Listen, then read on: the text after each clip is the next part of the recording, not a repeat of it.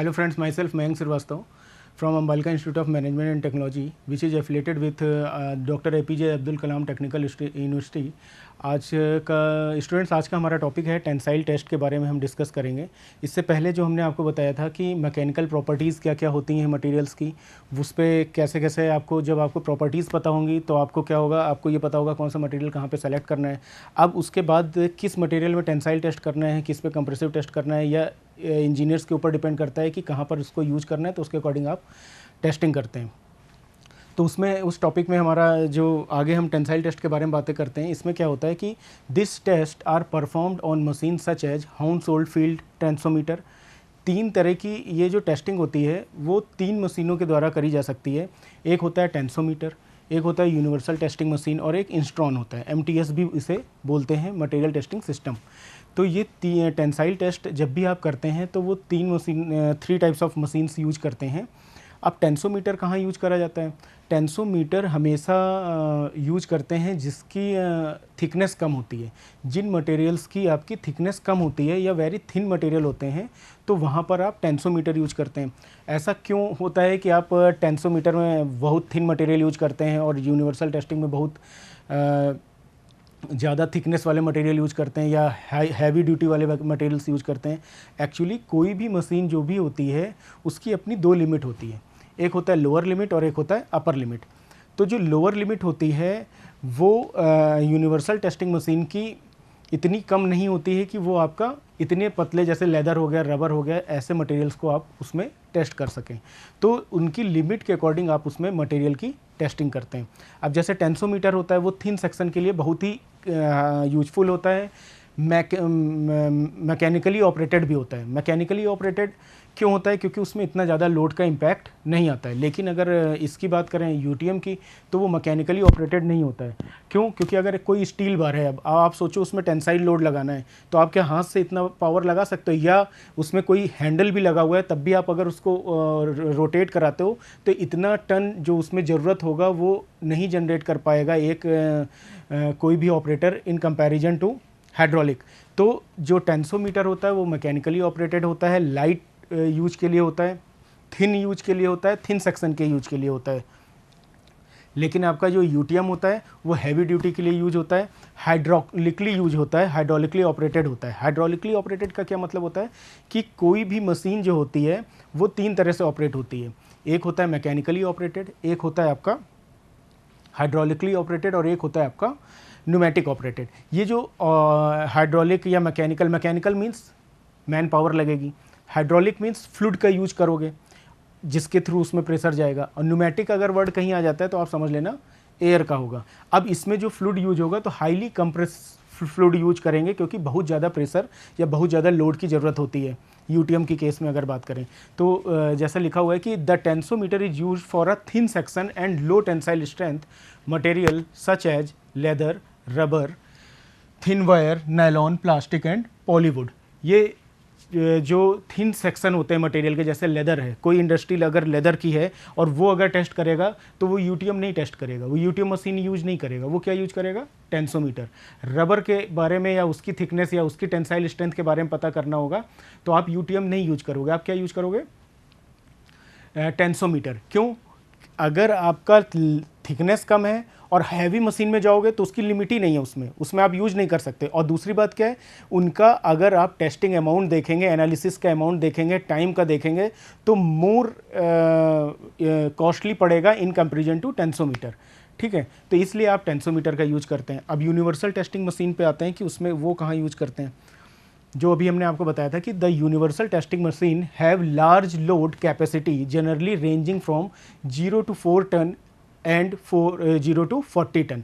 मतलब इसकी जो लोअर लिमिट होती है वो 0 से 4 टन होती है, और अपर लिमिट जो होती है 0 से 40 टन तक आप इसमें लोड लगा सकते हैं। अब आप सोचो अगर कोई थिन मटेरियल आप यूज करते हो इसमें, तो इसका 4 टन तो इसका मिनिमम है, तो अगर मिनिमम पे थिन मटेरियल यूज करेंगे तो फेल्योर हो जाएगा, टेस्ट ही नहीं कर पाएगा। तो इसलिए आप वहाँ पर टेंसोमीटर यूज करते हैं। और यहाँ पर जो इसकी लिमिट बताई गई वो 0 से देखा जाए 40 टन है। लोअर लिमिट 0 से 4 है और अपर लिमिट 0 से 40 टन है। अब नेक्स्ट बात करते हैं कि material for large section and high tensile strength such as steel हो गया, एल्युमिनियम हो गया, आर टेस्टेड ऑन देम। मतलब कि जिसका क्रॉस सेक्शनल एरिया ज़्यादा होता है, बहुत हैवी होते हैं सेक्शन में, क्रॉस सेक्शनल एरिया में, तो उनको जो है लार्ज सेक्शन एरिया वाले आप हाई टेंसाइल स्ट्रेंथ अगर निकालना है तो वो आप यूज करते हैं। जैसे स्टील हो गया, एल्युमिनियम हो गया, इनको अगर टेस्ट करना है तो आप कहाँ यूज करते हैं? यूटीएम में यूज करते हैं। अब टेंसोमीटर इज जनरली मैकेनिकली ऑपरेटेड, जो अभी आपको बताया कि टेंसोमीटर आपका मैकेनिकली ऑपरेटेड होता है, while UTM universal testing machine are hydraulically operated. ठीक है, यहाँ पर हाई प्रेशर का कंप्रेसर लगा करके जो हाइड्रोलिक फ्लूइड होता है उसको यूज करते हैं इसको चलाने में, या इसको मूव कराने में, या इसके लोड को मूव कराने में, या इसके जो कॉलर लगे हुए होते हैं उसको रोटेट कराने में, अप से डाउन में या डाउन से अप में। अब यही यूटीएम आपका टेंसाइल टेस्ट में भी काम आता है और आपका कंप्रेसिव में भी काम आता है। They can be controlled by computers or can be operated manually. अब क्या होता है, जैसे पहले क्या था कि यही यूटीएम थी लेकिन उसमें कंप्यूटर सिस्टम अपना अलग लगा हुआ था, मैनुअल यूज करते थे। मैनुअल मतलब होता क्या था कि जब आप किसी भी मटेरियल का इसमें यूज करते हैं तो उसका स्ट्रेस स्ट्रेन डायग्राम बनता है। अब स्ट्रेस स्ट्रेन डायग्राम मतलब कितना स्ट्रेस लगा है तो कितना स्ट्रेन डेवलप हुआ, फिर कितना स्ट्रेस लगा तो कितना स्ट्रेन डेवलप हुआ। तो जो ये डेवलपमेंट होता है तो इलास्टिक लिमिट में होता है, फिर प्लास्टिक लिमिट में होता है, फिर अपर यील्ड पॉइंट आता है, फिर लोअर यील्ड पॉइंट आता है, फिर उसके बाद फ्रैक्चर आता है। तो ये जो होता था ये पहले के टाइम पे मैनुअली होता था। तो मैनुअली में क्या होता था कि कोई भी चीज़ अगर मैनुअली होगी स्टूडेंट्स तो उसमें क्या प्रॉब्लम आता है, आपका सबसे ज़्यादा तो एरर के चांसेस आते हैं कि हाई डिग्री ऑफ एक्यूरेसी उसमें नहीं मिलती है। और क्या होता है, अगर कोई भी चीज़ आप मैनुअल करते हैं तो और उसमें क्या चीज़ें हो सकती हैं, टाइम कंज्यूमेबल होता है, बहुत ज़्यादा टाइम लगता है। और क्या होता है, एक से ज़्यादा आदमी लगते हैं, मैन पावर ज़्यादा लगती है। ठीक है भाई, टाइम कंज्यूम ज़्यादा हुआ, मैन पावर ज़्यादा लगी, हाई डिग्री ऑफ एक्यूरेसी आपको नहीं मिली। तो ये सारी चीज़ों को दूर करने के लिए क्या करा गया, यूटीएम को कनेक्ट कर दिया गया कंप्यूटर सिस्टम से।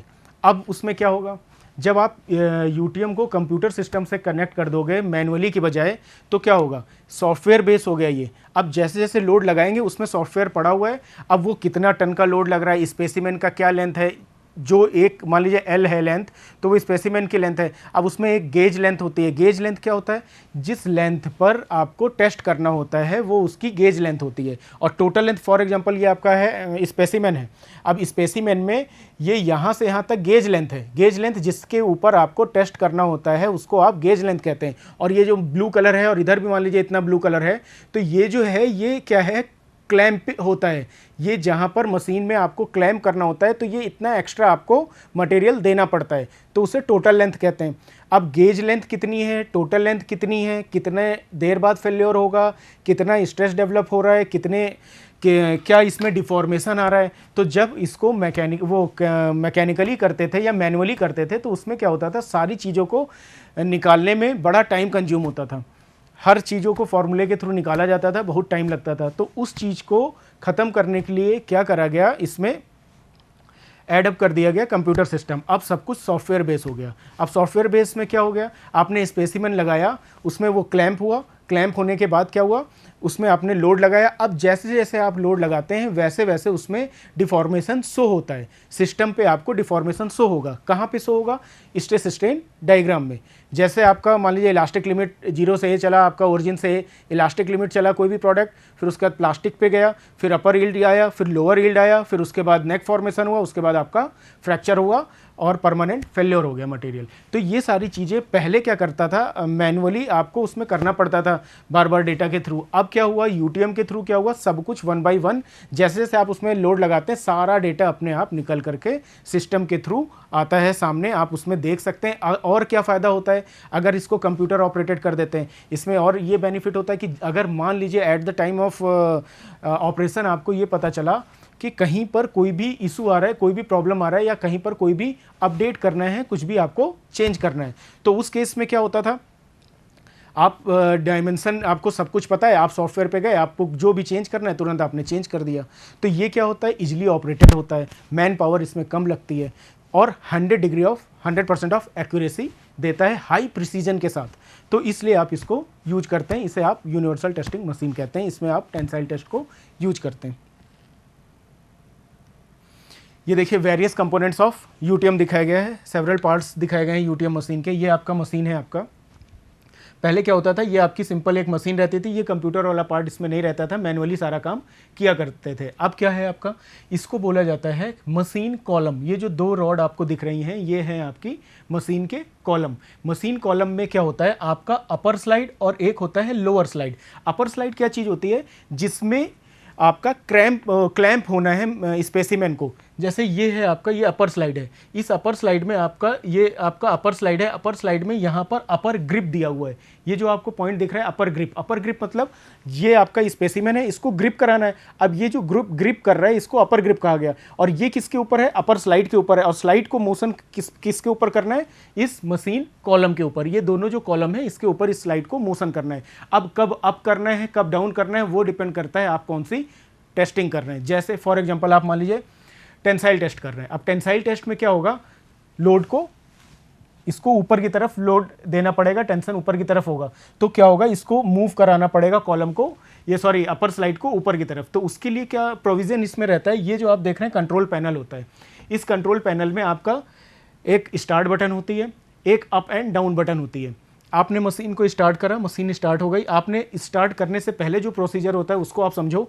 आप स्पेसिमेन पहले लेते हो। स्पेसिमेन का एक डेफिनेट साइज होगा। मान लीजिए ये स्पेसिमेन है, अब इसका कोई डेफिनेट साइज है, मान लो ये 50 mm का है, 50 mm का है। अब 50 mm में जो गेज लेंथ है, गेज लेंथ क्या होती है, जिसके ऊपर आपको टेस्ट करना है। फॉर एग्जांपल आपको 20 mm पे टेस्ट करना है, तो 20 mm पे टेस्ट करना है, तो इसका मतलब क्या हुआ, 15 mm ये, 15 mm ये और 15 mm लोअर साइड में। ये क्या हो गया, इसकी कॉलर हो गई। कॉलर इन द सेंस जो ये स्पेसिमेन आपको यहाँ से यहाँ दिख रहा है, ये तो आपको गेज लेंथ दिख रहा है जिस पे चेंज होना है। और ये जो जितना अंदर इस पे फिट हुआ है और जितना ये नीचे वाले पे, ये जैसे अपर ग्रिप है, इसी तरह ये आपकी लोअर ग्रिप है। तो ये स्पेसिमेन जितना आपको दिख रहा है एग्जैक्ट ये इतना नहीं होता है, इससे बढ़ा करके लेंथ काटा जाता है। ये कुछ अपर ग्रिप में ग्रिपर होता है और कुछ पार्ट इसका लोअर ग्रिप में ग्रिप करते हैं। तो जब इसका अपर ग्रिप में कोई पार्ट ग्रिप करा गया और लोअर ग्रिप में ग्रिप करा गया, तो उसके बाद क्या होता है, फिर अब आपको इस पे टेंसाइल टेस्ट करना होता है। टेंसाइल टेस्ट का मतलब अब आपको इस पे लोड देना है। अब जब टेंसाइल टेस्ट करना है, तो जो ये कंट्रोल पैनल है, इसमें दो बटन होती हैं। एक आपका एरो की ऐसे होता है अपवर्ड, और एक एरो की होता है आपका ये डाउनवर्ड। ये अपवर्ड और डाउनवर्ड दो तरह के एरो की होते हैं, इसको आप यूज करते हैं। जब अपवर्ड करना होगा तो ये वाला अपनी जगह पे रहेगा, और अपर इस स्लाइड जो है, अपर ये जो मशीन कॉलम है, इसमें ये ऊपर की तरफ स्लाइड करेगा। अब जैसे ही ऊपर की तरफ स्लाइड करना शुरू हुआ, वैसे ही क्या हुआ, आपने फिर लोड बढ़ाया, फिर स्लाइड करा, फिर लोड बढ़ाया तो और ऊपर गया, फिर लोड बढ़ाया तो और ऊपर गया। तो जैसे जैसे ऊपर जा रहा है, वैसे वैसे क्या क्या चेंजेज आ रहे हैं वो आपको यहाँ पर कंप्यूटर पे शो करेगा। स्पेसिमेन में कौन कौन से चेंजेस आ रहे हैं वो शो करेगा। अब इंटरनल चेंजेस कैसे आएंगे, जैसे सबसे पहले क्या होगा, एक वाइड्स आएगा, एक छोटा सा कोई हल्का सा पोरोसिटी होगी, वाइड्स आएगा। उसके बाद क्या होगा, और नाइबर्स में या उसके लोकल एरिया में और सारे वाइड्स या कैविटी बनेगी। उसके बाद क्या होगा, फिर आपने लोड दिया, वही कैविटी प्रोपोगेट हुई, और लोड दिया, नेक फॉर्मेशन स्टार्ट हुआ। नेक फॉर्मेशन मीन्स यहाँ पर ये सेंटर से पतला होना शुरू हुआ, एक एज ए नेक फॉर्म बनता है। उसके बाद क्या हुआ, जब आपने और टेंसाइल लोड दिया तो ये एक लिमिट ऐसी आई जहाँ पर ये फेल हो गया। जो भी लोड टेंसाइल टेस्ट में करते हैं आप, वो हमेशा ग्रेजुअली करते हैं। ग्रेजुअली मीन्स धीरे धीरे, एक साथ ऐसा नहीं कि आपने पुश करा बटन और पूरा लोड दे दिया, एक साथ नहीं करते हैं। आप उसको धीरे धीरे करते हैं। अगर एक साथ करेंगे तो स्ट्रेस स्ट्रेन डायग्राम में प्रॉपर आपकी रीडिंग एग्जैक्ट वन जितनी आनी चाहिए वो नहीं आ पाएगी। तो आप क्या करते हैं, ग्रेजुअली इसमें करते हैं। उसके बाद क्या होता है, जब फ्रैक्चर हो गया तब आप देखते हैं उसकी क्वालिटी कि वो कहाँ से किस फॉर्म में फ्रैक्चर हुआ, मतलब उसमें कोन या कप टाइप का फॉर्मेशन हुआ, ये हम आपको और आगे बताएंगे। फ्रैक्चर जो भी होते हैं उनके अपने सिंबल्स होते हैं। कोन और कप मतलब आपका एक ऊपर वाले पोर्शन में कप बना और नीचे वाले पोर्शन में कोन बना। जैसे आपका कोई भी फ्रैक्चर हुआ तो ये मान लीजिए आपका ऐसे ऐसे ऐसे,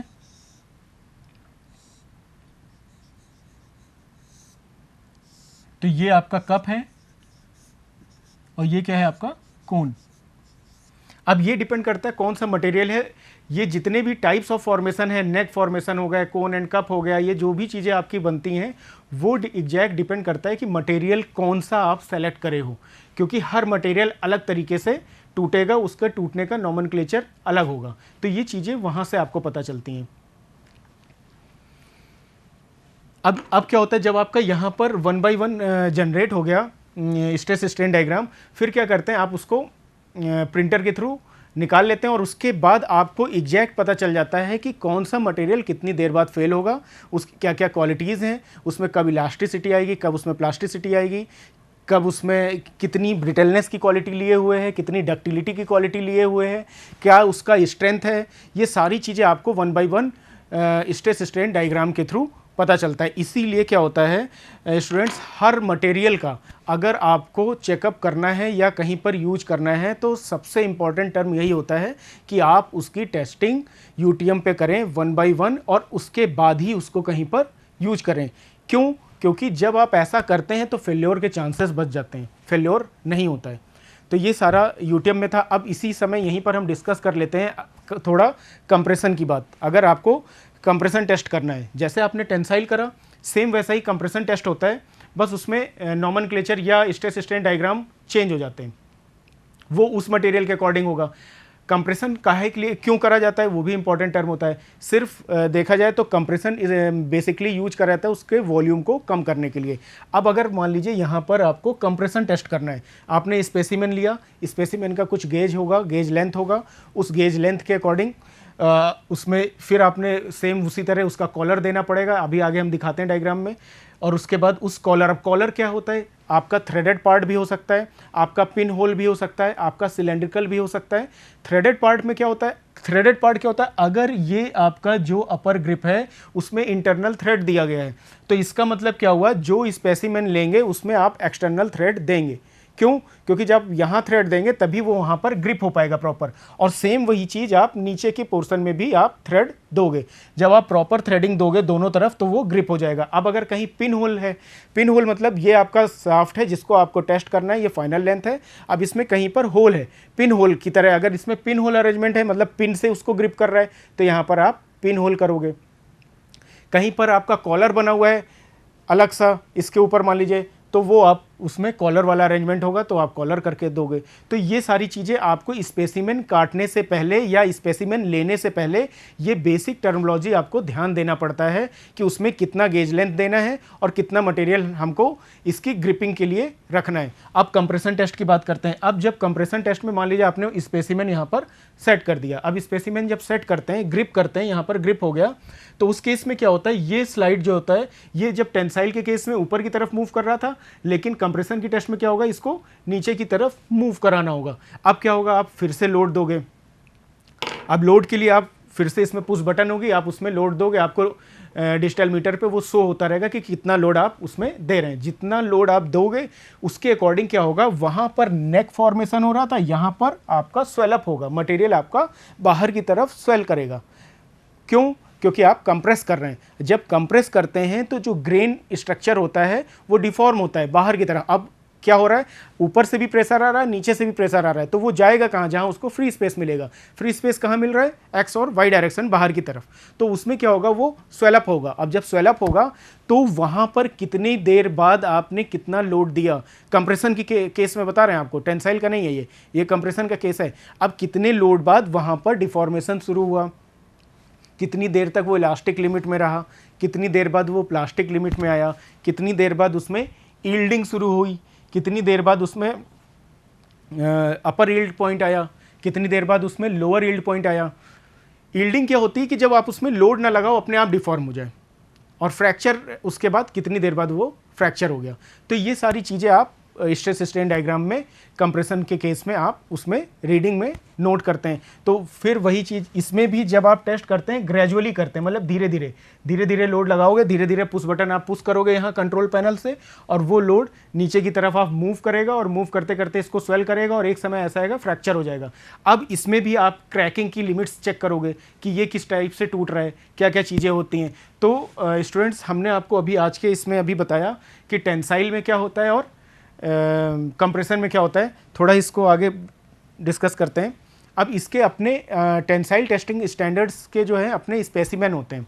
स्पेसिमेन का जो स्टैंडर्ड होता है वो बहुत इंपॉर्टेंट होता है, मतलब हर स्पेसिमेन को एक स्टैंडर्ड फॉर्म में ही लेना होता है।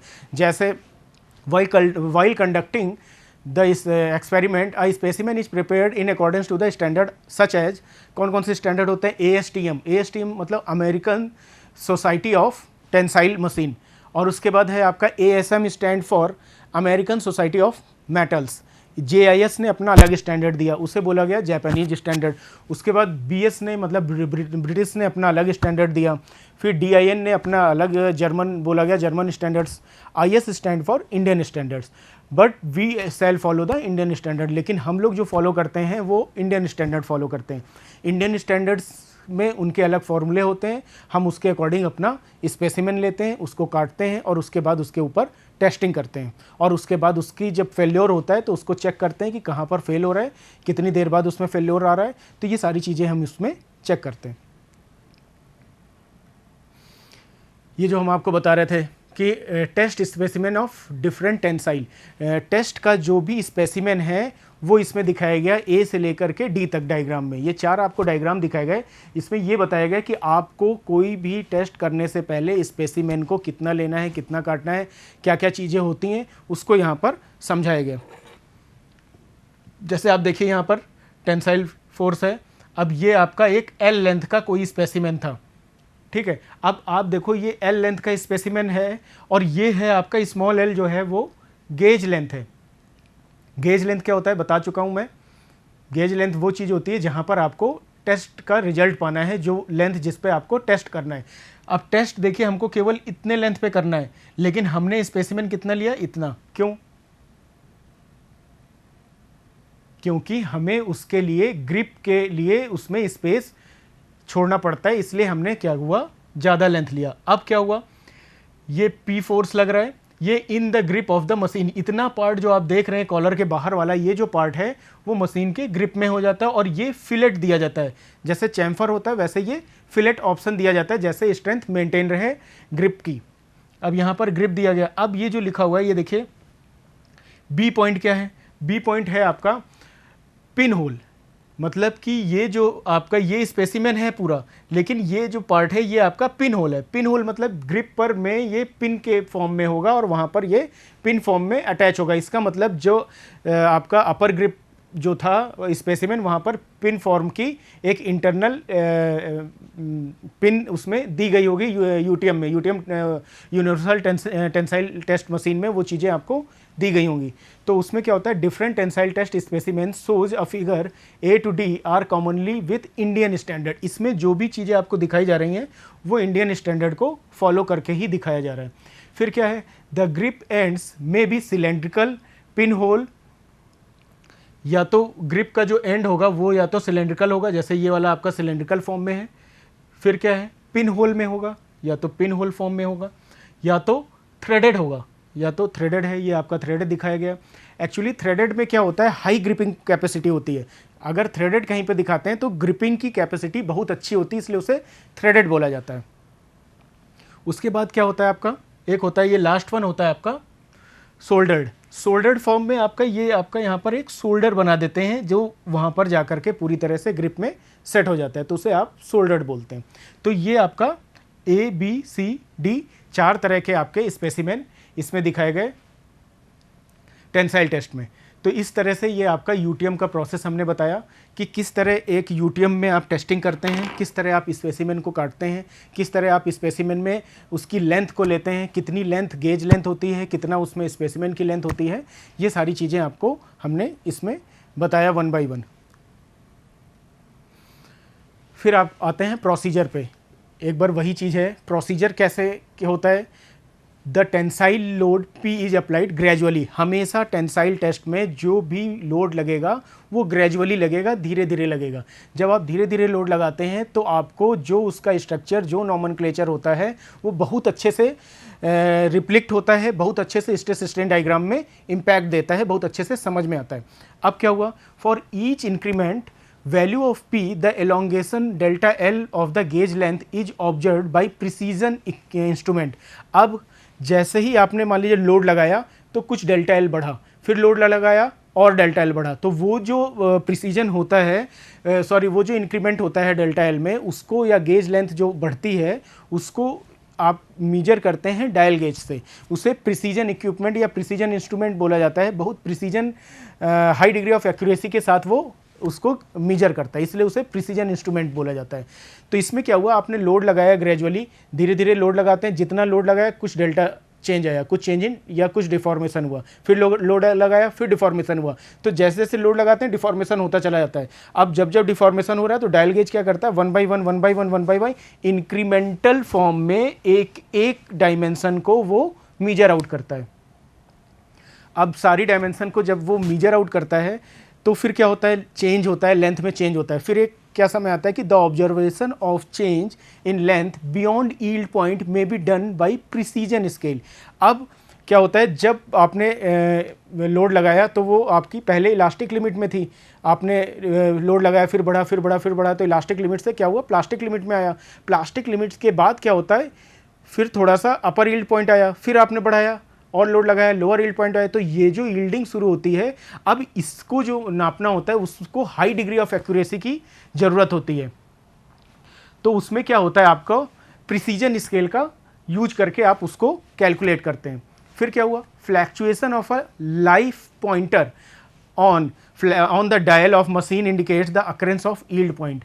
Fluctuation of a life pointer मतलब जो फ्लैक्चुएशन होता है, इंडिकेट्स करता है मशीन में, इंडिकेट्स करता है यील्ड पॉइंट को, कहाँ पर यील्डिंग शुरू हुई, वो कहाँ कैसे इंडिकेट होता है, पॉइंटर होता है आपका, वो इंडिकेट करता है आपको कितना यील्डिंग कब स्टार्ट हुई। तो वो फ्लैक्चुएट करता है, निडल के फॉर्म में होता है, वो उसको पॉइंटर बोलते हैं, वो फ्लैक्चुएट करता है। फ्लैक्चुएट होने के बाद क्या होता है, 1 बाई 1 उसमें आपको पता चल जाता है कब यील्डिंग शुरू हुई, कहाँ पर वो यील्डिंग लोअर लिमिट पे है, कहाँ पर अपर लिमिट पे है, और उसके बाद फिर 1 बाई 1 इंक्रीमेंटल जो भी फ्लैक्चुएशन होता है वो इसमें निडल या पॉइंटर के थ्रू शो ऑफ होता है। फिर क्या होता है, the specimen finally fractured with a ठंड साउंड। जब आप उसमें लोड लगाते हैं तो एक समय ऐसा आता है कि वो आपका फ्रैक्चर करता है। फ्रैक्चर जब करता है तो ठंड साउंड के साथ करता है। ठंड मतलब मटेरियल के जो भी साउंड क्रिएट होता है फ्रैक्चर के दौरान, उसे आप ठंड साउंड कहते हैं। ठीक है, स्पेसिमन जब भी आपका टूटेगा तो उसमें जो भी चेंजेज आएगा तो उसे आप ठंड साउंड कहते हैं। जो साउंड क्रिएट होता है, क्योंकि मटेरियल अगर टूटता है तो उसका अलग साउंड होता है। अब वो जो साउंड डिपेंड करता है वो उसकी क्वालिटी को भी बताता है कि ब्रिटल था, कि आपका डक्टाइल मटेरियल था, कि कितनी हार्डनेस थी। ये जो साउंड होता है इससे भी आप उसको रिकॉग्नाइज कर सकते हैं। तो वो ठंड साउंड आता है आपका स्पेसिमेन में। फिर क्या होता है, the two broken piece of specimen become hot after breaking. अब ये भी बहुत इंपॉर्टेंट टर्म होता है कि जो दो ब्रोकन पार्ट होते हैं, अगर आप देखोगे जो स्पेसिमेन था आपका, आपने टेंसाइल लोड लगाया और ये दो पार्ट में ब्रेक हो गया। मान लीजिए ये दो पार्ट था और ये आपस में जब आपने टेंसाइल लोड लगाया, एक समय ऐसा आया कि यील्ड पर पहुंचा और उसके बाद ये ब्रेक हो गया। जैसे ही ब्रेक होगा ठंड साउंड की आवाज़ आएगी और क्या होगा, ये दोनों स्पेसिमेन आप अगर टच करते हो, वैसे तो करने की ज़रूरत नहीं है, अगर आप टच करते हो या चेक करते हो तो इसका टेम्परेचर बहुत ज़्यादा बढ़ जाता है। ऐसा क्यों होता है? ऐसा इसलिए होता है क्योंकि ग्रेन जो होते हैं वो डिफॉर्म होते हैं और उसमें फ्रिक्शन क्रिएट होता है। देखिए इसमें लिखा हुआ है आपका, the specimen finally fracture with the ठंड sound, the two broken pieces of specimen become hot after breaking and it is due to conversion of internal friction into heat. Actually होता क्या है कि इंटरनल फ्रिक्शन जो generate होती है वो heat में ट्रांसफर हो जाती है। जो इंटरनल, जैसे आपका मटेरियल है और जब उसमें आप लोड लगा रहे हैं तो जो नेक फॉर्मेशन हो रहा है, बीच का फॉर्मेशन कम होता जा रहा है, तो क्या हो रहा है, ग्रेन अपनी जगह से मूव हो रहे हैं या उसमें फ्रिक्शन जनरेट हो रहा है। उसमें फ्रिक्शन जनरेट हुआ, तो जब फ्रिक्शन हुआ तो जो फ्रिक्शन के कारण जो इंटरनल एनर्जी है वो किस में चेंज हो गई, हीट एनर्जी में, conversion of internal energy into a heat.